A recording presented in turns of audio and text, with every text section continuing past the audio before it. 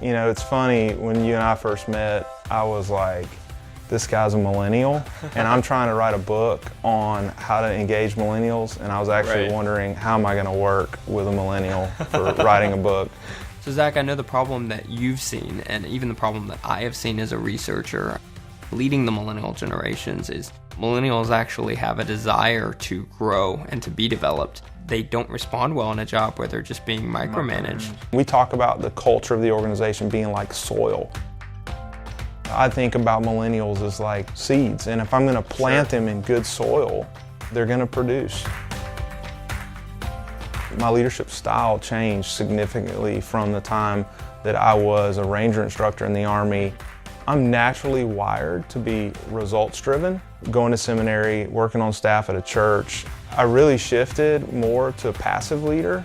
I had this philosophy that if I just loved everybody enough, they would do the right thing. And I ended up getting taken advantage of pretty significantly.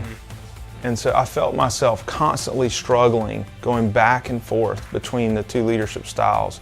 It was really after my car accident when I got hit, and I just spent a lot of time reflecting on life and what's really important and how I wanted to be as a leader. I began to see that I didn't have to be one or the other, that I could actually balance those two, what we like to call freedom leading in the book. So Zach, tell us a little more about freedom leading and how you came into this concept. Freedom leading is the term that I came up with to just help me describe how I balance both fear and love, freedom and discipline. One day I came into work and I overheard some of my team members talking about, hey, I wonder which Zach we're gonna get today. You know, it was kind of like the Dr. Jekyll Hyde. Neither leadership strategy, neither command and control or passive leadership will work in engaging millennials, but at the same time, you do need elements of both. Yes, the millennials that we're seeing in the workforce, some of their traits are a result of failed parenting strategies. As an employer, you know, we have to do things to help them mature and grow up and help them see that just life isn't handed to them like a trophy, a trophy just for showing up. Participation trophy. Absolutely. The response that you have to that is you do a lot of coaching around delaying gratification. You know, I think delayed gratification is probably one of the single most important attributes for leadership and leadership development. It's just this idea of investing in people for the long-term payoff. It really takes time and effort on the leader's part, and to help them see how what they're going through today will actually help them grow and develop and become a better version of themselves in the future.